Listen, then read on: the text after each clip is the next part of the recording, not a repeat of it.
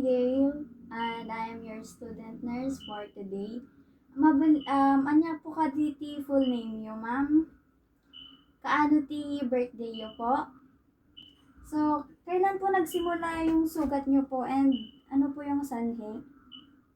Napacheck niyo po ba sa iba yung sugat nyo? Naiintindihan niyo po ba ang pag-aalaga po ng sugat?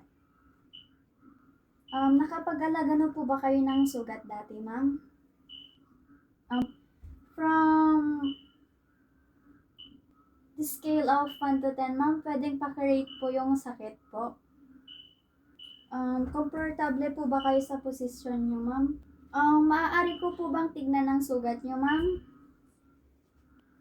So, ma'am, ang gagawin po natin ay lilinisan ko po yung sugat and i-check ko po, ha?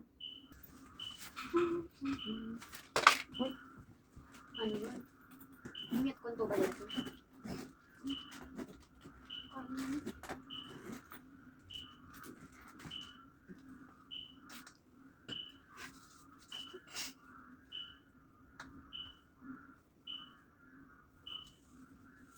Baliktad.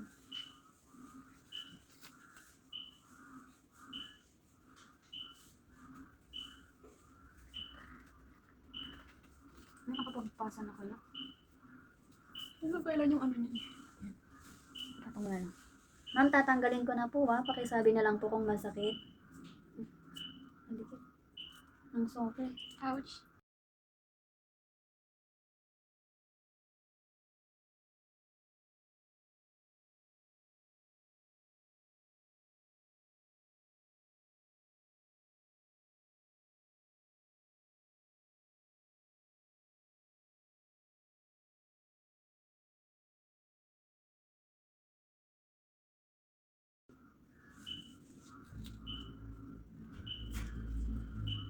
Nabasa siya.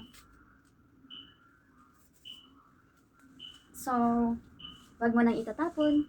Check for the dressing and check for its color and consistency. Then, check kung may amoy.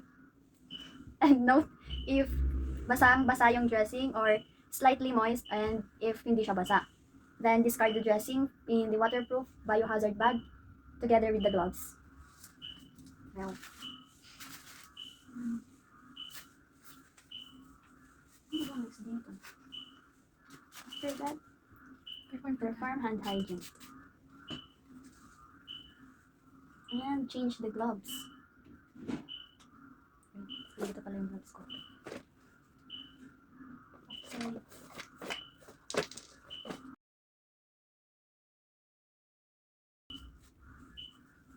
Kakat ko na lang ito. Ay, mali. Ito siya madami. Feeling ko mukha naman siyang sugat. Hindi mo siya na-shoot. Mahirap ilagay ah.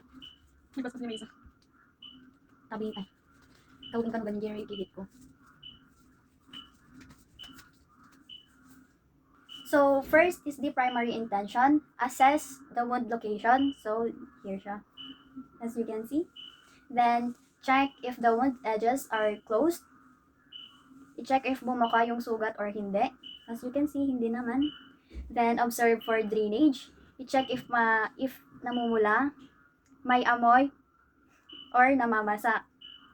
And then, check for signs of infection. I-check if may pamumula, pamamaga, mabahong amoy. Yun. And then, palpate for a healing range. Masakit po ba, ma'am, pag hinakawakan ko? Hindi raw. So, the other wound assessment tool is the secondary intention. So, assess the wound location again. Nasaan ang mismo ang sugat? Here. Then, measure wound length, width, and depth using disposable measuring guide. So, assume na lang na meron akong disposable measuring guide. Then, using a cotton, measure the depth and place a mark on the applicator. So, dito malalaman kung gaano kalalim yung sugat. Mami, lalagay ko lang. And then, mark. Mark. Yan. Ewan ko kung tama tong ginagawa ko. Then, discard this one. And assess and measure undermining. Using ikoton again, check if magkalinya ang sugat. Then document. Magkalinya. Yan. Oh, parallel. Oh, magkalinya siya. Then, discard again. After documenting it. Then, assess tissue loss and wound stage. I-check if malalim yung sugat. Then, observe tissue type.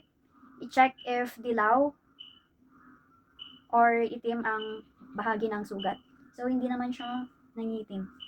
Then, assess exudate amount and characteristics.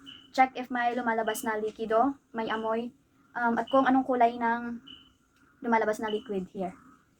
Then, assess wound edges and epithelialization. Suriin ang balat sa paligid ng sugat. So, intact naman siya. Intact. Assess surrounding skin condition. Ma'am, makatibo pa yung sugat nyo? Masakit po ba siya? May nararamdaman po ba kayong mainit sa paligid nito? Okay, then, after that, apply new dressing and label it. Ay, ang sakit na lang po ako. Ano na lang ako.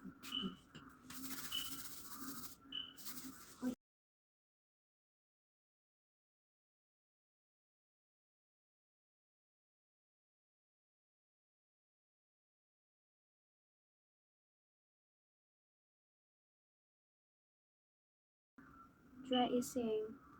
Assume that is a gauze.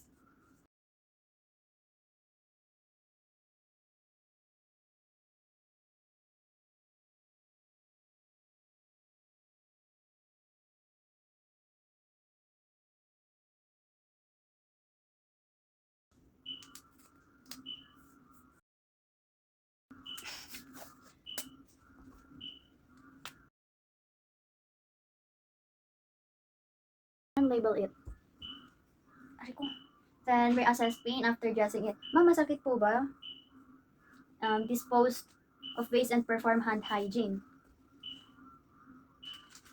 I will dispose this.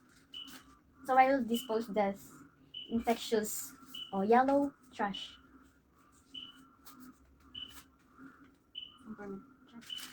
Then, perform hand hygiene. Then, document.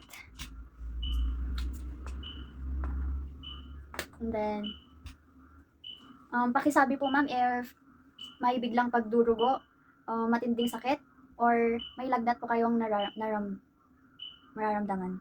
Okay? So, thank you ma'am.